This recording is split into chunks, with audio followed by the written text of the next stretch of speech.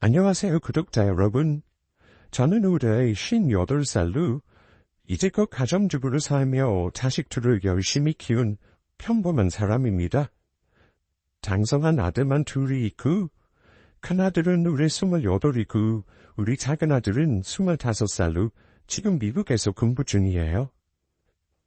이 나이가 되고 보니 앞으로 어찌 살지 고민하는 시간보다는 제가 살아왔던 시간은 되돌아보는 일이 더 많아졌는데요. 그래도 되돌아보자면 저는 참 곱게 인생을 잘 꾸려왔다는 생각을 하고 합니다. 평생 돈 걱정 없이 안락하게 살게 해준 우리 남편과 큰 속썩임 없이 건강하게 커준 아들 둘이 있으니 더 이상 바랄 게 없다고 말입니다. 하지만 평탄하게 살아온 사람이라 해도 굴곡 한 번 없는 사람은 없을 겁니다. 저도 그렇습니다. 크건 작건 좋은 일도 있었지만 안 좋은 일도 살면서 당연히 있었어요. 최근에 큰일이라면 저는 울품 우리 아들을 결혼시키려다가 전부 없었던 일로 하는 엄청난 일을 겪었는데요.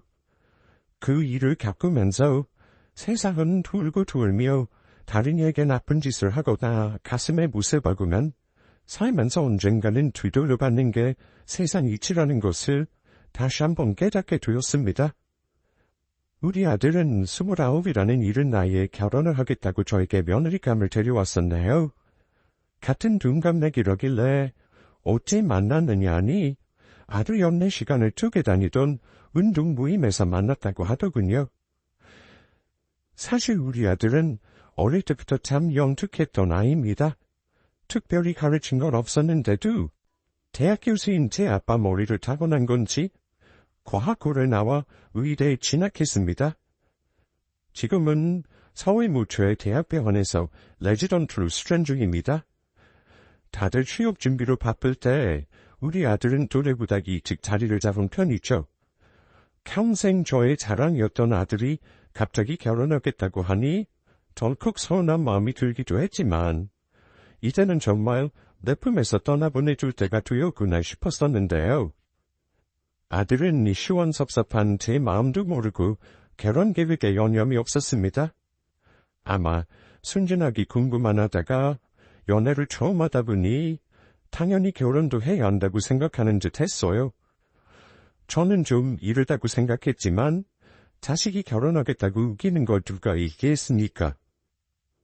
선호야, 너 결혼을 이렇게 급하게 해야겠니? 아직 한참 좋을 테니까 여행도 다니고 데이트도 하고 더 사귀다가 하는 게 어떨까? 요즘 다들 결혼도 늦게 하는 마당에 너는 뭐가 그리 급한 거야? 결혼은 연애랑은 다른 거다. 아무리 좋아도 결혼은 신축해야지. 엄마, 저는 결혼할 사람, 연애할 사람 따로 생각하고 만나지는 못해요. 사귀는 사람이 좋으면 나이나 사귄 기간이 뭐가 중요해요. 서로 살아가면 결혼하는 거죠. 저는 빨리 하든 늦게 하든 선아랑 결혼할 거예요. 제가 빨리 결혼해서 자리 잡고 살아야 엄마도 좋으실걸요? 장단점이 있는 거지. 뭐가 좋다고 엄마도 딱 잘라 말은 못하겠다. 엄마는 네가 너무 결혼을 서두르는 게 걱정돼서 그러는 거야. 어쨌든 집에 한번 데리고 와봐. 네가 그렇게 결혼을 하고 싶다니 엄마 아빠도 얼굴 한번 봐야 할 거 아니니? 엄마도 보시면 마음에 들어 하실 거예요. 상냥하고 얼마나 착한지 몰라요? 저랑 동갑이지만 훨씬 어른 같은 면이 있고요. 아참, 엄마, 저 엄마한테 꼭 부탁드리고 싶은 게 있어요. 아들은 예비 며느리를 데려오기 전에 꼭 부탁하고 싶은 게 있다며 말을 꺼냈습니다. 사실은요, 선아가 대학은 나오지 않았어요. 그러니까 나중에 만나서 괜히 곤란하게 한욕 같은 거 물어보지 말아주세요. 그리고 부모님 하시는 일도 제가 미리 말씀드릴게요. 선아 엄마는 작은 미우실 하시고요. 아버지는 은행 다니시다가 지금은 퇴직하시고 사업하신대요. 평범한 집안이에요. 어머니가 60만 안 부리시면 전혀 흠잡을 것도 없고요. 그래, 알았다. 엄마가 어디 그런 걸로 트집 잡을 사람으로 보이니? 사람 됨됨이가 중요한 거지. 아들이 좋아하는 여자면 분명 좋은 여자일 거고, 부모님도 성실하고 좋은 분들이시겠지. 알았다. 나도 네 여자친구 굴라는 질문은 절대 안 하마. 신나서 결혼 계획을 아는 아들을 보며 기분이 묘했지만, 이제 성인인 아들의 삶은 엄마라는 이유로 좌지우지할 수는 없었습니다. 우리 남편 역시 우리가 믿어주는 만큼 알아서 해왔던 아들인 만큼 선택을 존중해 주자고 했었죠. 그렇게 해서 아들 녀석이 결혼하고 싶다는 예비 며느리를 집에 데려왔습니다. 우리 아들과 29 동갑내기로 직업은 필라테스 강사라고 하더군요. 운동하는 모임에서 만났다고 하더니만 직업도 그런 쪽이길래 신체와 정신은 건강한 아이겠구나 싶었습니다. 생김새도 날씬하고 세련된 것이 꼭 TV 드라마 어디서 몇 번 본 것처럼 낯이 뜨군요. 어머님, 아버님, 처음 뵙겠습니다. 저는 김사나라고 해요. 사나 씨하고는 동갑이고요. 갑자기 결혼하겠다고 찾아뵈서 많이 놀라셨죠? 만나서 반가워. 이름이 사나라고? 우리 아들이 결혼을 급하게 서두르는 바람에 나도 정신이 없구나. 그래도 기왕 마음 먹었으면 빨리 하는 것도 나쁘진 않지. 어쨌든 만나서 반가워요. 실은 저희 부모님도 사나씨 보기 전이라 아직은 걱정이 많으세요. 동갑이라고 하니까 너무 어린 거 아니냐고 하시긴 해요. 그렇지만 아무 걱정 마세요. 저희 둘이 부모님들 걱정 안 하시게 잘할게요. 그래? 나도 아들 말만 듣고 걱정했는데 이렇게 실제로 만나고 보니 마음이 한결 놓이는구나. 그래도 걱정만 하는 것보다 얼굴을 한번 보고 나니까 마음이 놓였습니다. 의대 다니면서 여자도 제대로 못 만나본 우리 아들이 푹 빠질만하다 싶었어요. 성격도 싹싹하고 말도 잘하는 것을 보니 어릴 때부터 사회생활을 한 짬바가 느껴지기도 했습니다. 사람을 대하는 일을 많이 한 사람은 역시 치가 나기 마련이죠. 아무튼 예비 며느리를 만나 둘이 결혼을 어찌할 생각인지 계획을 들어봤습니다. 저는 아들이 원하면 신혼집도 해줄 생각이었습니다만 아들이 병원에서 가까운 곳에 얻어놓은 오피스텔이 살만하다며 굳이 옮기지 않고 계약 끝날 때까지 살겠다고 하더군요. 살림도 살면서 필요한 것들 차근차근 마련하겠다기에 혹시 도움이 필요하면 말하라고 했습니다. 요즘은 이렇듯 한의적으로 결혼을 많이 하는 추세라죠. 신혼집도 남자 쪽에서 해가기보다는 둘이 합쳐서 반반 결혼을 하기도 하고요.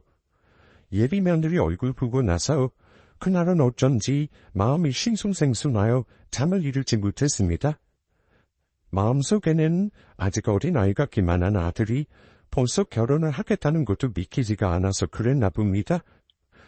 그랬다가 문득 예전에 제가 겪었던 일들이 주마등처럼 스치더군요.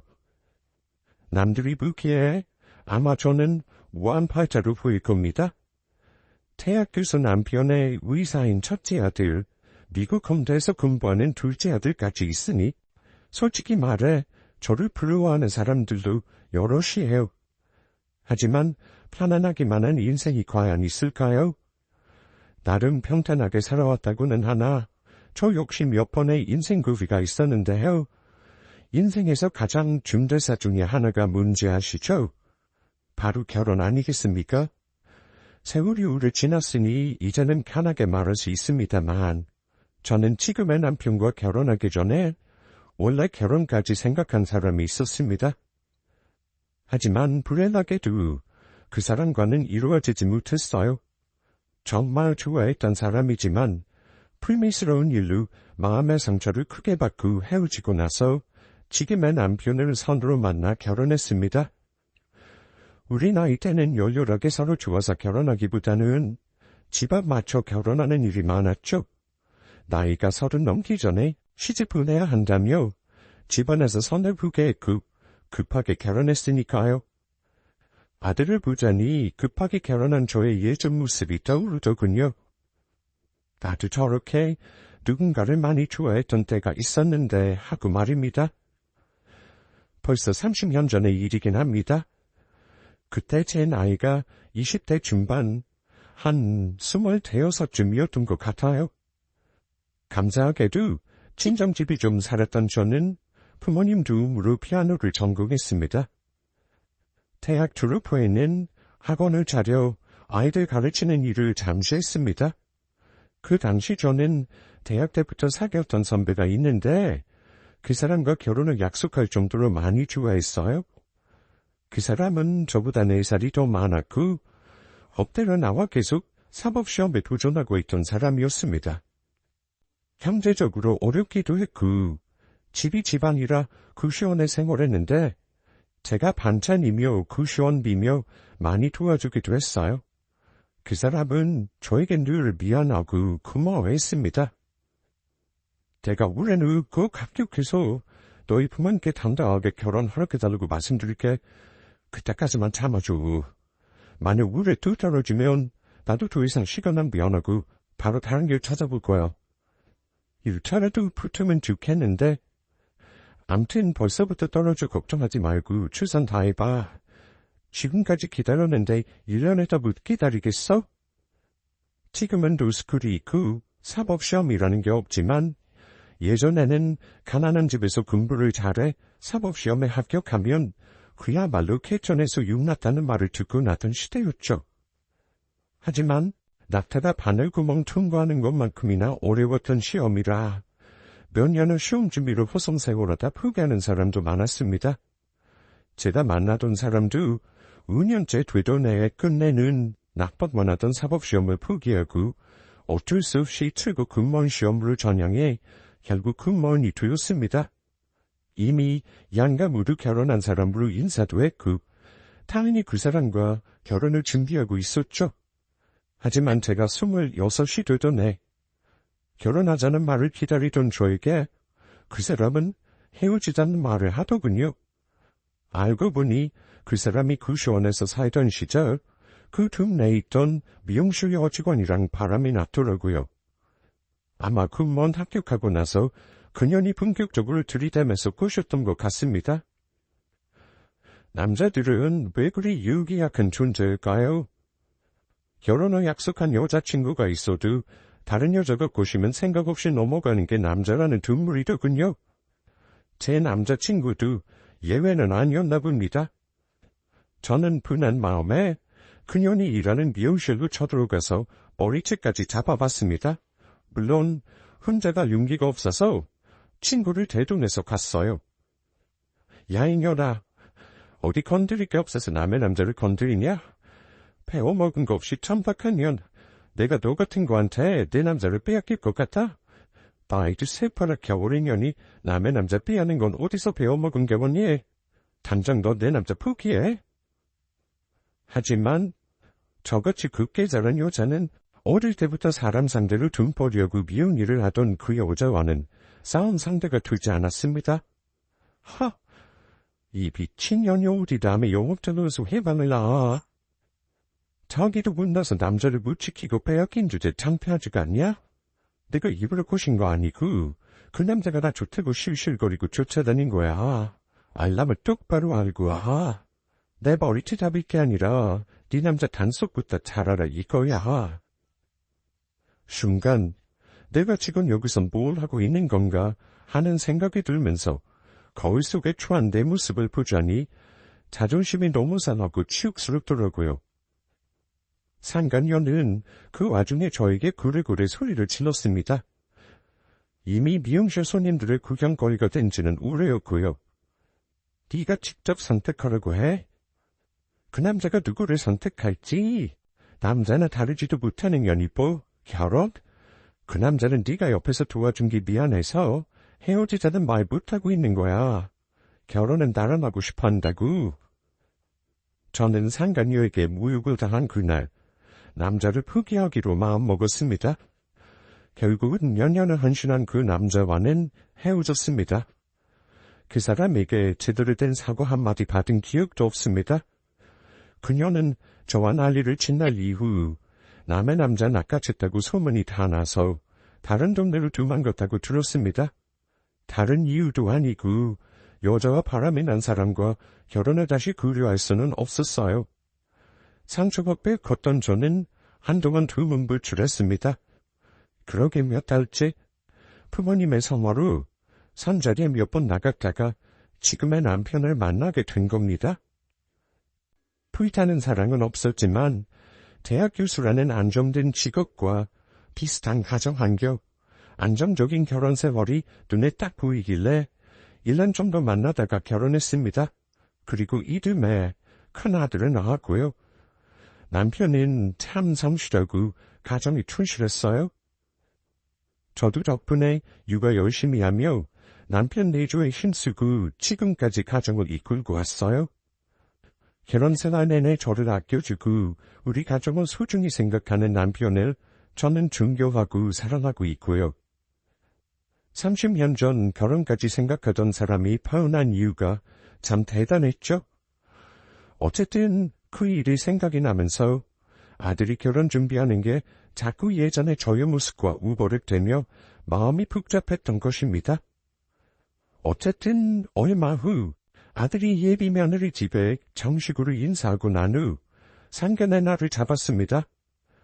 결혼은 양가을 보기 전에 대충 시기만 맞춰 놓았어요. 아들이 아무래도 많이 바쁘다 보니 레지던트 3년차 마무리하고 이듬해 부모를 잡고 싶어 하더군요. 상견례 하고 나서 결혼까지 기간이 여유롭긴 해도 바쁜 아들이 이런저런 준비하려면 차라리 그게 낫겠다 싶었습니다. 아들에게 물어보니 예비 며느리 집안에서는 거의 겸사났다는 수준으로 자기를 반겼다고 하더군요. 사실 의사 사위를 보는 게 쉽지만은 않은 일이죠. 보통은 바쁘다 보니 같은 의사끼리 결혼하는 경우도 많고요. 아들이 하는 말이 예비 며느리 부모님은 의사 사위 분담에 좋아하기도 했지만 걱정도 많이 하신다고 했습니다. 선아 부모님이 왜 자꾸 걱정하시나 했는데 아마 엄마가 의사 아들 장가 보내면서 유세 부릴까봐 걱정하시는 것 같아요. 의사한테 시집 오는데 요새 세게 준비해야 하는 거 아니냐고 진심으로 물어보시던데 내가 우리 부모님은 전혀 그런 거 바라지 않으신다고 몇 번을 말하고 왔는지 몰라요. 아이고 참 별 걱정을 다 하시는구나. 걱정 안 하시게 잘 말씀드렸니? 그럼요. 실제로 만나보면 엄마랑 아버지가 좋은 분들이시라는 거 아시겠죠? 암튼 엄마, 저 결혼 반대하지 않고 믿어주셔서 고맙습니다. 그래? 참 빨리도 말하는구나. 결혼 준비는 알아서 한다 그랬지? 엄마가 참견 안 할 테니까 혹시 어려운 거 있으면 꼭 얘기해. 아무리 좋은 사이라고 해도 막상 결혼 준비하며 싸울 일도 생기는 법이니까 서로 양보하면서 잘 상의해서 해결하고. 알았어요, 엄마. 저도 엄마 걱정하실까봐 말은 안 하긴 했는데 의견 충돌이야 당연히 있었죠. 현명하게 대화로 해결할게요. 원래 결혼하면 다들 많이 싸운다고 들었던데요. 그래도 웬만하면 싸우지 마. 좋게 대화로 해결해라. 아들이 말하는 거 보면서 아마 그 둘은 문제가 생겨도 현명하게 해결하겠다 싶었습니다. 그리고 시간이 흘러 약속한 상견례 날이 다가왔는데요. 우리 가족은 미국에 있는 둘째가 한국에 들어올 수 없어서 세 식구만 자리에 나가기로 했습니다. 그쪽은 딸만 둘이고 가족인 넷이라고 하더군요. 긴장된 마음으로 식당에 들어서는데 어찌나 떨리던죠. 우리가 10분 정도 일찍 도착했음에도 사돈 댁에서는 미리부터 와 있어서 일단 인사부터 했습니다. 아들이 우리 가족을 먼저 그들에게 소개했고 저는 긴장돼서 그랬는지 사돈들 분들 얼굴도 마주보지 못하고 인사를 했습니다. 그리고 예비 며느리 부모님도 인사를 하셨죠. 사나 엄마 되는 사람입니다. 부족함 없는 우리 딸을 이렇게나 예뻐해 주시고 며느리도 대해 주셔서 고맙습니다. 그런데 저는 바깥 사돈의 목소리를 듣고 안사돈의 목소리를 듣는 순간 깜짝 놀라 고개를 들고 안사돈 얼굴을 다시 한번 쳐다볼 수밖에 없었습니다. 왜냐면 분명 제가 들어본 목소리였기 때문이었죠. 아무리 세월이 지났어도 절대 잊을 수 없는 얼굴과 목소리가 있는데 저한테는 그 목소리가 그랬습니다. 저도 모르게 놀라고 다시 안사돈의 얼굴을 보니 서로 눈이 마주쳤습니다. 순간 저도 놀랐지만 안사돈은 저보다도 더 놀란 토끼 눈이 되더군요. 서로 누구인지 알아보는 듯 했지만 차마 아는 척을 할 수가 없었습니다. 아무리 세상이 춥다지만 하필 이런 인연으로 그 여자를 다시 보게 될 줄은 몰랐습니다. 그 여자는 다름 아닌 30년 전 제가 좋아했던 남자를 빼앗고 저를 질투하며 파혼시켰던 바로 그 여자였기 때문입니다. 시가 찼지만 자식이 뭔지? 얼굴이 차갑게 굳어버린 저는 그 다음부터는 웃을 수가 없었습니다. 가만 보니 내가 좋아하던 남자를 빼앗아 놓고 결혼까지 하고 잘 살 줄 알았건만 결혼은 엉뚱한 남자랑 했더군요. 예비 며느리 아빠는 제가 처음 보는 사람이었습니다. 남의 눈에서 피눈물 나게 하더니만 결국 두 사람도 맺어지지 못했구나 생각하니 30년 세월이 지났어도 은근히 통쾌함이 밀려오긴 했습니다. 하지만 상견례 분위기는 순식간에 어색해지고 말았습니다. 아마 저보다도 그 여자가 더욱 가시방석이었을 거라 생각합니다. 저는 일단 자리를 잠시 피해 있고 싶은 생각에 잠실 얘기들 나누시라고 화장실로 갔습니다. 화장실에서 이 결혼을 어찌하나 머리를 싸매고 있을 때였습니다. 갑자기 문이 열리더니 예비 안사돈, 그러니까 그년이 탕후스런 얼굴로 들어서더군요. 그러더니 여전히 뻔뻔한 목소리로 한다는 말이 참 기가 막혔네요. 저기, 혹시 나 기억하죠? 처음에는 긴가민가 했는데 나 알아보는 거 보니까 확실해요. 악염도 2년은 2년인가 보네요. 어쩜 이런 곳에서 다시 볼 수가 있는 거죠? 2년은 무슨, 어디다가 2년이란 말을 갖다 붙이니? 나 어쩔 거니? 우리가 서로 사돈지간으로 지내는 게 말이 된다고 생각해? 굳이 답을 관계로 정의하자면 제가 갑이고 그년이 을인 상황이었죠. 지은재가 있는 그년은 저에게 존대를 했지만 저는 존대도 하기 싫었습니다. 왜 하필이면 우리 아들이 결혼하겠다는 여자의 엄마가 저 여자랍니까? 그 여자는 참 뻔뻔하게도 아무리 예전에 저에게 잘못한 게 있어도 의사 사위를 포기하기는 쉽지 않았던가 봅니다. 저에게 낮은 자세로 존대를 하며 부탁을 하더군요. 이미 30년이나 지난 일이에요. 지금 내가 사과한다고 그쪽 마음이 풀릴 리는 없겠지만 우리 자식들 일이잖아요. 우리 티내지 맙시다. 애들 앞에서 우리가 예전에 봤던 사이라는 거 설명할 수도 없는 노릇 아닙니까? 너는 모르겠지만 나는 사람 사이 예의를 아는 사람이라 네가 하는 말 도저히 이해가 안 간다. 그럼 30년 전 일이니 모른 척하고 사돈지간으로 지내자 이거니? 그럼 어쩌겠나요? 이미 애들은 좋아 죽는다잖아요. 내가 그쪽 남자 뺏은 건 잘못이지만 나 봐요. 결국 나도 그 남자랑 결혼은 못했다니까요. 그 집에서는 나같이 남의 머리나 만지는 여자는 죽어도 며느리를 못 본다고 반대를 하더만요. 어쨌든 이제 다 지난 일이에요. 애들 생각해서 잊어버리고 좋게 넘어갑시다. 나쁜 인연이었지만 좋게 생각하시자고요. 글쎄, 난 좋게 넘어가지지가 않을 것 같다. 일단 오늘은 모른 척 해줄게. 하지만 나는 도저히 내 아들을 너한테 사위로는 못 주겠어. 하지만 계속 화장실에서 입씨름을 할 수만은 없는 노릇이었습니다. 일단 감정을 추스르고 계속 상견례를 이어나갈 수밖에 없었습니다.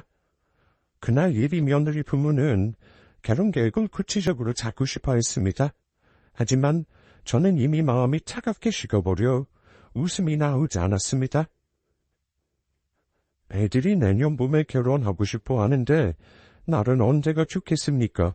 혹시 저희 쪽에서 날을 몇 개 정해 보내드려도 될까요?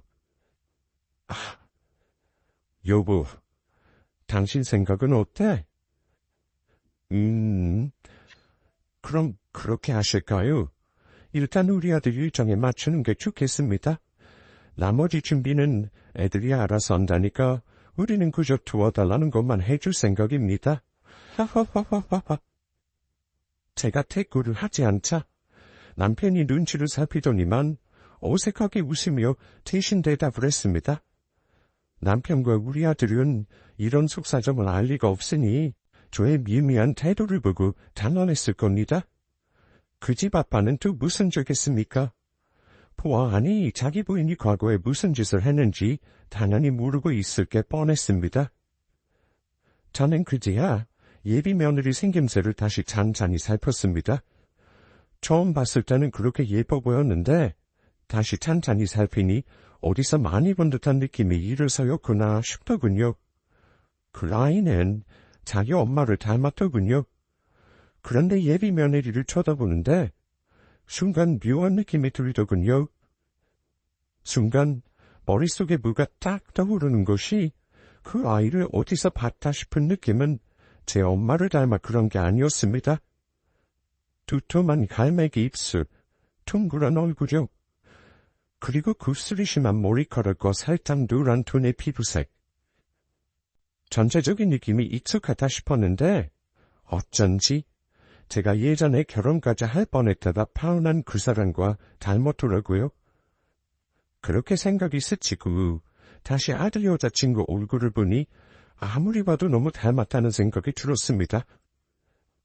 우리 아들과 둔갑이라는 건 그년도 나와 같은 해에 아이를 낳은 거고 그럼 적어도 저랑 비슷한 시기에 결혼했다는 건데 그년도 나만큼이나 참 서둘러서 결혼했다 싶었어요. 하지만 이상한 건 예비 며느리 얼굴을 보는데 자꾸만 30년 전 저와 파혼한 그 사람이 자꾸 생각이 나는 겁니다. 한번 떠오르기 시작한 이상한 의심은 점점 커지기만 하고 그날 상견례를 어찌 마무리했는지 저는 아직도 기억이 잘 나지 않습니다. 아들은 상견례하면서 저의 태도가 이상하다고 생각했나 봅니다. 엄마, 아까 대체 왜 그러신 거예요? 장인어른이 뭐 물어보시면 대답도 안 하시고 장모님도 계속 엄마 눈치만 보시던데 엄마 설마 저 의사 아들이라고 유세 부리신 거 아니죠? 넌 모르면 가만히 있어. 너는 엄마를 그런 사람으로 보는 거니? 선호야, 엄마 말 잘 들어? 엄마는 네 결혼 말릴 생각 없는 사람이야. 근데 지금 말 못할 사정이 있으니 잠시만 결혼 준비하는 거 멈추고 기다려줘. 엄마가 확인을 꼭 해봐야 하는 게 있어서 그래. 도대체 그게 뭔데요? 알았어요. 엄마, 아까 선아가 전화해서 엄마 왜 그렇게 무리하셨냐고 난리쳐서 저한테 잠시 화가 났었어요. 암튼 엄마 말 믿고 저도 조금 기다려볼게요. 대신 무슨 일인지 꼭 말씀해 주셔야 해요. 그래. 대신 엄마가 어려운 부탁 하나만 하자. 아들, 대신 나중에 엄마가 얘기할 때까지 이유는 묻지 말아줘. 저는 아들에게 혹시 여자친구의 머리카락 몇 가닥만 몰래 가져오라는 부탁을 했습니다. 아들은 의아해하면서도 며칠 머리카락은 몇 가닥 가져다 주더군요. 대체 왜 이게 필요하냐며 아들이 이유를 물었지만 나중에 말해주겠다고 둘러대고 나서 저는 바로 사람을 수소문하기 시작했습니다. 저로서는 아들이 아니었다면 절대 다시 찾을 일이 없던 사람을 찾는 일이었어요.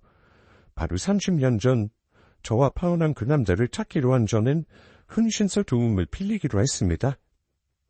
제가 기억하는 건 그저 그 사람 이름과 생년월일, 다녔던 직장, 그리고 예전에 그 사람이 살던 동네 구시원 주소가 고작이었습니다. 하지만 그 당시 구시원이었던 그 집은 개발로 다 헐리고 아파트가 들어섰으니 사실 쓸모없는 정보일 뿐이었죠.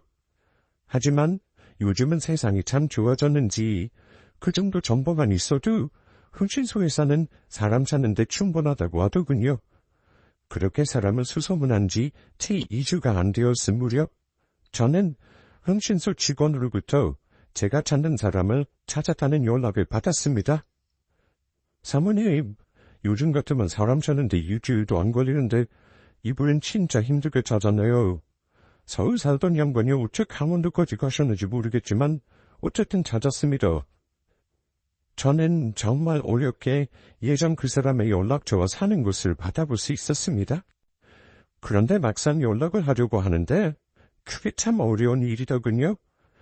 몇 번을 전화번호를 누르고 끊다고 하다가 결국 한 달이라는 시간이 흘러버렸습니다. 하지만 아들을 생각하면 더 미룰 수가 없는 일이었죠. 저는 결국 용기를 내서 그 사람에게 30년 만에 전화를 했습니다. 한참 동안 신호음이 가고 마침내 저녁이 넘어 익숙한 듯 낯선 목소리가 울리더군요. 여보세요? 누구십니까? 저는 잠시 대답을 못하고 망설였습니다. 여보세요? 장재선 씨? 나 정욱이에요. 혹시 나 기억하세요? 그러자 잠시 정적이 흐르더군요. 당연히 저를 물을 리가 없었죠. 그래, 정욱이구나. 이게 대체 몇 년 만이냐? 네가 나를 아직도 기억하고 나는 너한테 사과도 제대로 못했는데 혹시 지금 연락한 이유라도 있는 거니? 30년 전 일을 사과받을 생각도 없고 궁금해서 전화한 것도 아니에요.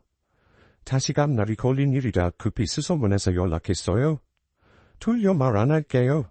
만나서 그 얘기할 게 있는데 내가 갈 테니 시간 좀 내줘요. 자신 일이라니? 너랑 내가 자신 문제로 엮일 일이 뭐가 있다 그래?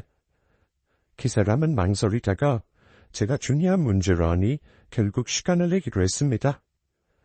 살면서 다시는 만날 일이 없을 줄 알았던 우리 둘은 그렇게 30년 만에 얼굴을 마주했네요. 세월이 참 무섭긴 하더군요. 아마 길에서 마주쳤다면 서로 한참을 못 알아봤을 정도로 늙어버린 서로의 모습에 당황했습니다. 하지만 저는 그 사람과 해우를 나눌 목적으로 만난 게 아니었습니다. 저는 앞뒤 사정 묻지 않고 직접적으로 궁금한 걸 물었습니다.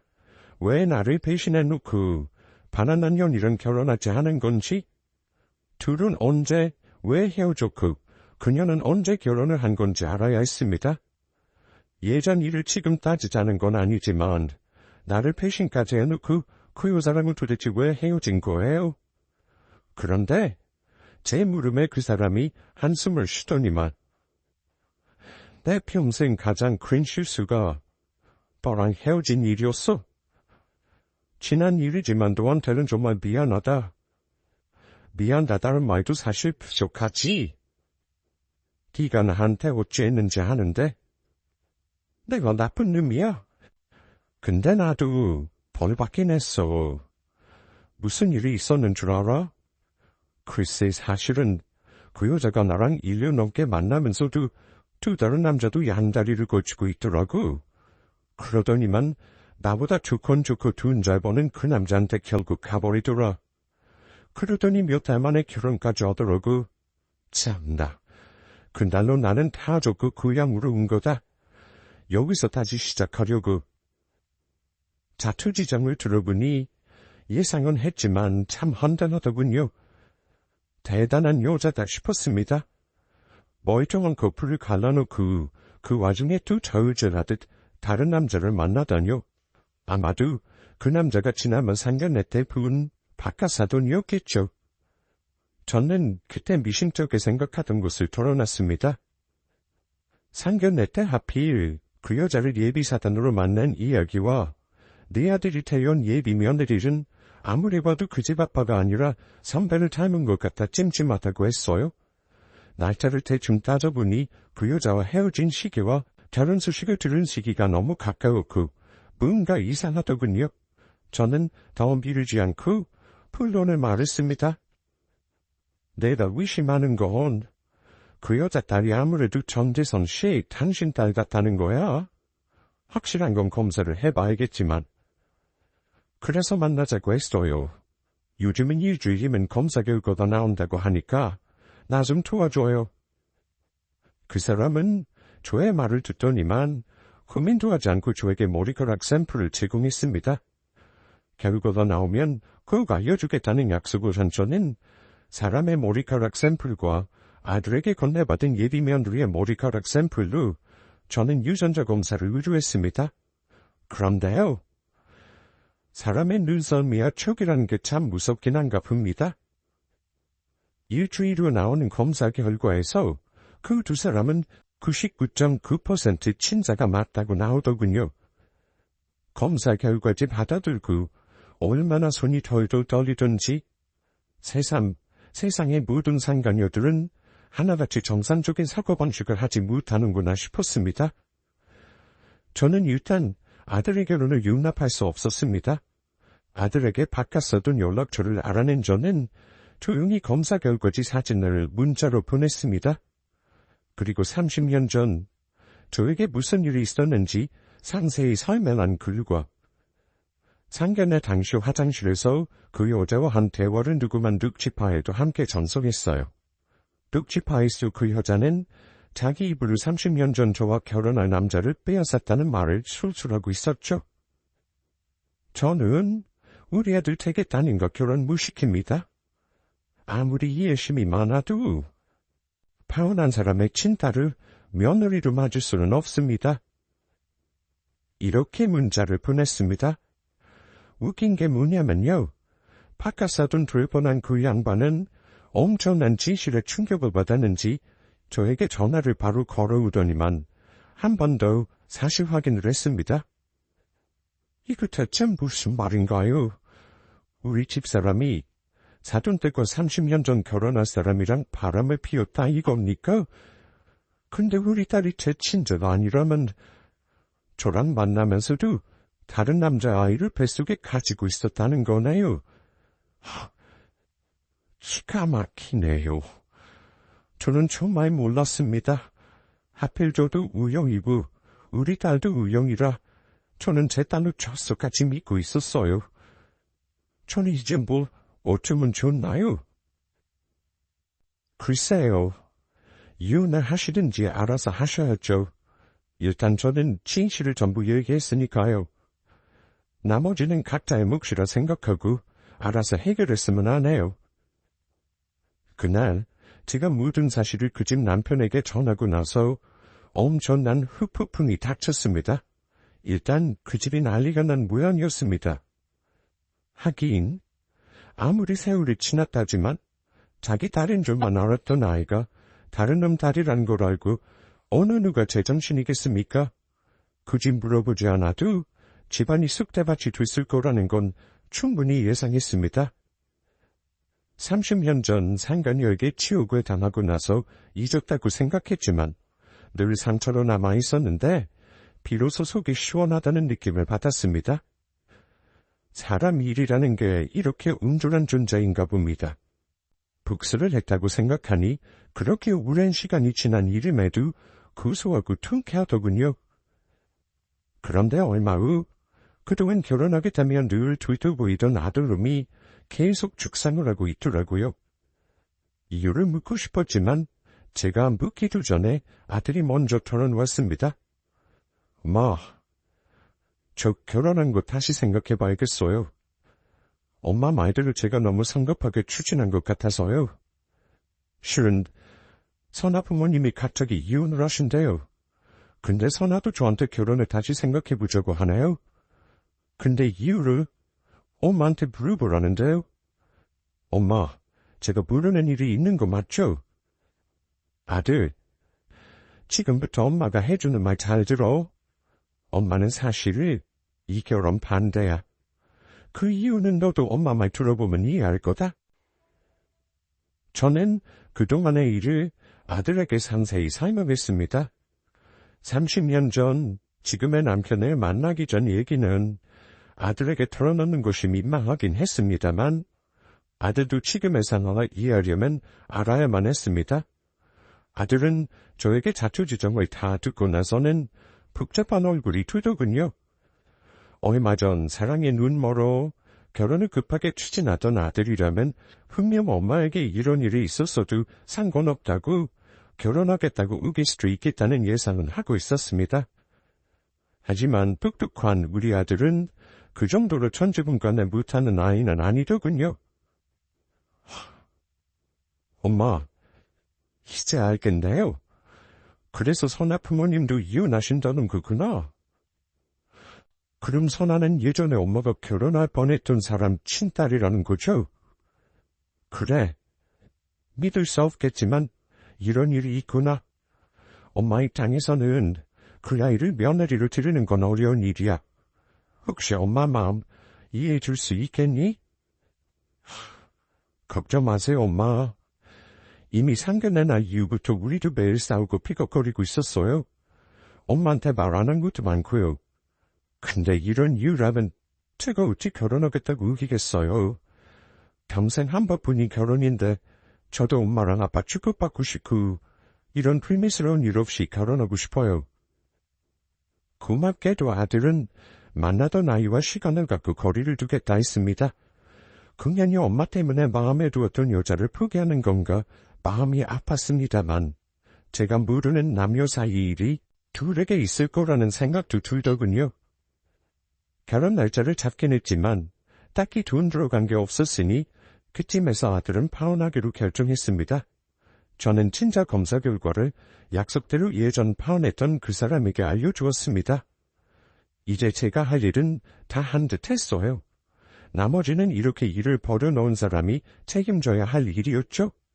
아들은 둘 사이 문제는 알아서 하겠다며 저를 안심시켰습니다만 문제는 얼마부터 생겼습니다. 저는 조용하게 파혼하고 넘어가고 싶었건만 그 여자는 아마 굉장히 억울했던 모양입니다. 딸을 의사에게 시집 보내는 것도 틀렸고 평생 속일 수 있을 줄만 알았던 남편에게 엄청난 비밀을 저로 인해 들키고 이혼까지 당했으니까요.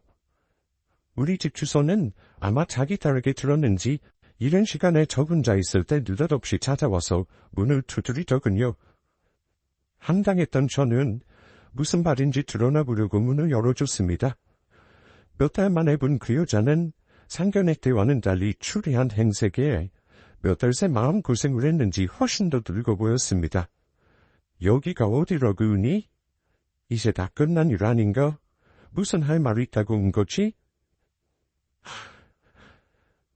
이렇게까지 해야 했어. 내가 미안하다고 했잖아. 30년 전 일 가지고 남의 인생 이렇게 망쳐놔? 네가 뭔데 나를 이혼시켜? 우리 딸 인생을 왜 망치는 건데? 설마 아직까지 남자 뺏긴 게 억울한 거니? 잘 들어. 이제 마지막으로 얘기해 주는 거야. 아마 살면서 아무도 너한테 말을 안 해줘서 몰랐겠지만 너 같은 여자를 두고 뭐라고 하는 줄 알아?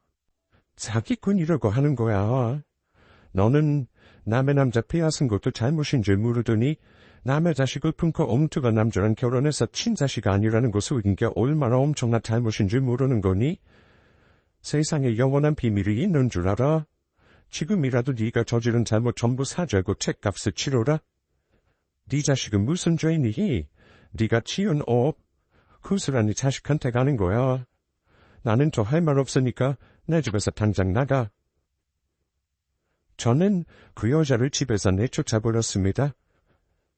그리고 다시 한번 우리 집에 이런 식으로 찾아오면 가만히 있지 않겠다고 울음장을 놨어요. 아마 그 연도 마지막 발악을 한 거라 생각은 합니다. 실제로 그날 이후로 다시는 제 근처에 나타나지 않았으니까요. 그 후로 전혀 그 집안 소식은 못 들었습니다. 이혼했다고 한 것만 알아요. 그 집 딸이랑 나와 산다고 들은 게 마지막이었습니다. 아들은 만나던 그 아이와는 완전히 정리했고요. 지금까지 병원에서 바쁘게 일에 치여 살고 있습니다. 저에게 말은 안 하지만 아마 본인도 마음고생을 했겠죠. 그래도 엄마의 곤란한 입장을 이해해줘서 고맙고 좀 미안하네요. 어쨌든 이런 일이 있어도 인연이라면 결혼했겠지만 자기는 결혼할 인연이 아니라고 생각한다니 저도 아들에게 말을 꺼내지 않기로 했습니다. 어떠세요? 사람 인연이라는 게 참 무섭다는 생각이 드시나요? 세상 돌고 돈다는 말, 다른 사람에게 나쁜 짓 하면 되돌려받는다는 말이 절대 그냥 하는 말이 아니라는 거 다들 아시겠죠? 저는 그 말을 직접 겪어본 사람으로서 지금은 더욱더 사람을 대할 때 조심스럽게 된답니다. 악연을 쌓지 않으려 노력하고 남에게 상처 주지 않고 베푸는 삶을 사는 게 저의 목표가 되었죠. 30년 전에 악연을 그렇게 정리했으니 이제는 우리 아들들에게 그런 일 없기를 바라뿐입니다. 그저 좋은 인연을 만나 언젠가는 좋은 가정을 꾸릴 거라 믿고 있습니다. 저의 사연은 여기까지입니다. 흰 사연 들어주셔서 감사드리며 구독자분들은 악연보다는 늘 선연만 쌓으시길 바랍니다. 감사합니다.